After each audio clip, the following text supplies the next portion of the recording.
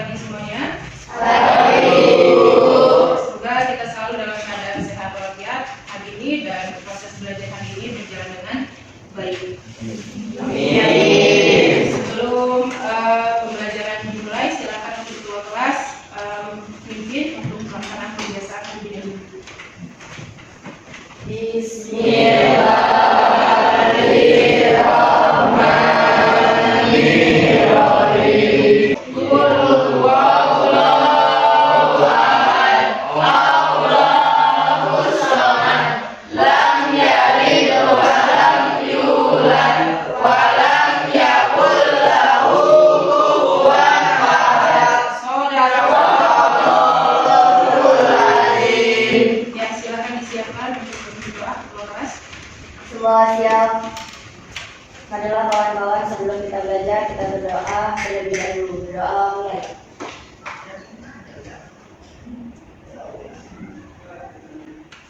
Berdoa selesai, ucapkan salam kepada guru. Assalamualaikum warahmatullahi wabarakatuh. Ya, Waalaikumsalam warahmatullahi wabarakatuh. Baiklah anak sekalian, hari ini kita berjumpa lagi dalam kegiatan proses belajar mengajar. Sebelum kita masuk ke materi, Ibu akan absen dulu. Hari ini siapa yang tidak hadir? Saya Bu, Radha Zaki, Dinara sama Fabian. Fauzaki, Dinara, Sama Fabian. sama Fabian. Apa keterangannya? Sakit. Sakit semua. Masuk dalam tujuan materi pembelajaran kita hari ini, ada sedikit pertanyaan Ibu kepada setiap kelompok. Jadi untuk kelompok 1, apa yang dimaksud dengan riya dalam konteks agama Islam? Perkenalkan, saya Naya dari kelompok 1 ingin menjawab pertanyaan Ibu. Apa yang dimaksud dengan riya dalam konteks agama Islam? Riya adalah perbuatan atau amalan yang dilakukan dengan tujuan untuk mendapatkan pujian atau pengakuan dari orang lain, bukan semata-mata karena mengharap ridho Allah. Dalam Islam, riya dianggap sebagai bentuk kemunafikan yang dapat mengurangi atau bahkan membatalkan pahala dari amal ibadah yang dilakukan. Ya, silakan duduk.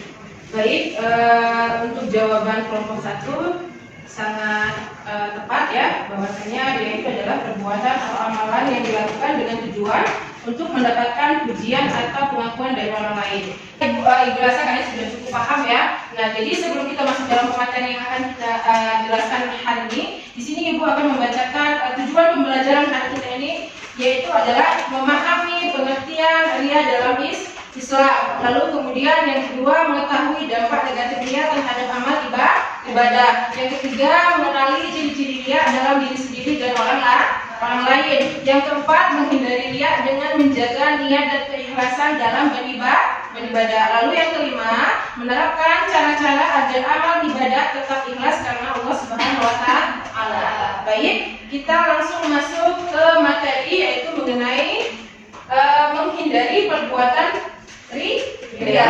Ya, di sini dilihat semuanya, Nana. Riya adalah memperlihatkan amal atau kebaikan kepada orang lain dengan tujuan mendapatkan pujian atau pengakuan, bukan semata-mata karena Allah Subhanahu wa Ta'ala. Jadi dari Al-Qur'an, surat Al-Maun ayat 4-7, di situ dijelaskan artinya, maka celakalah bagi orang-orang yang salat, yaitu orang-orang yang lalai dari salatnya, yang berbuat riya dan enggan menolong dengan barang berguna. Selanjutnya yaitu tanda-tanda perbuatan riya. Yang pertama yaitu ingin dipuji. Yang kedua yaitu tidak ikhlas, beramal dengan tujuan duniawi bukan karena Allah. Yang selanjutnya yaitu berubah niat, semangat beribadah hanya saat ada orang lain, tapi lalai saat sendirian. Yang selanjutnya yaitu suka membanggakan diri. Nah, apa sih akibat perbuatan riya? Amal tidak diterima, amal yang dilakukan tidak bernilai di sisi Allah Subhanahu wa Ta'ala. Kenapa? Karena dia itu menunjukkan sesuatu itu dengan tidak ikhlas. Hadis Nabi Rasulullah SAW bersabda, sesungguhnya yang paling aku khawatirkan atas kalian adalah syirik kecil, yaitu riya. Nah, jadi Allah juga telah berfirman dalam Quran surat Al-Kahfi ayat 110, barang siapa yang berharap pertemuan dengan Tuhannya, maka hendaklah ia mengerjakan amal saleh dan janganlah ia mempersulit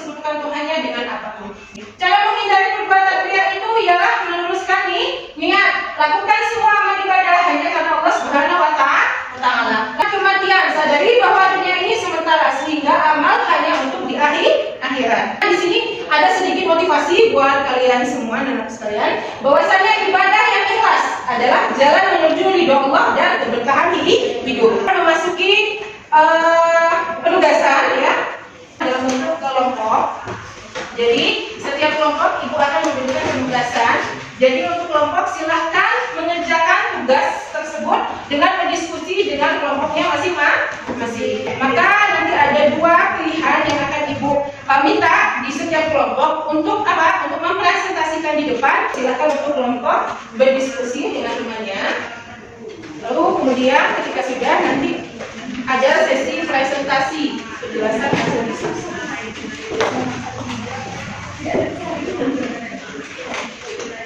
Dan teman-temannya mengenai materi yang sudah ibu sampaikan tadi, silakan diskusi untuk setiap kelompok. Ibu kasih waktu. Silakan didiskusikan dengan kelompoknya masing-masing penugasannya. Cari solusinya. Kalau ada kesulitan, silakan ditanyakan.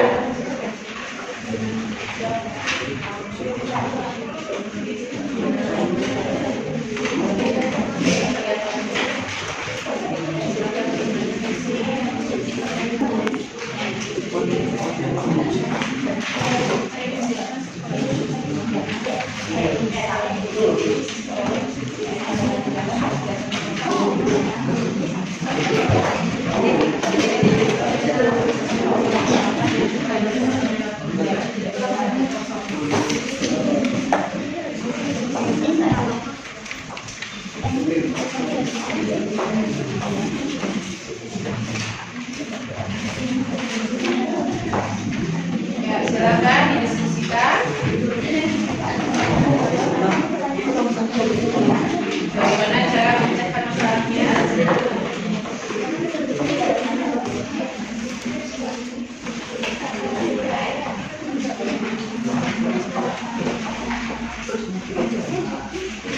Ya, cukup? Sudah semua? Ya, kalau sudah, jadi ibu minta untuk kelompok 1 ya, untuk mempresentasikan hasil tugas diskusinya. Ya, silakan maju.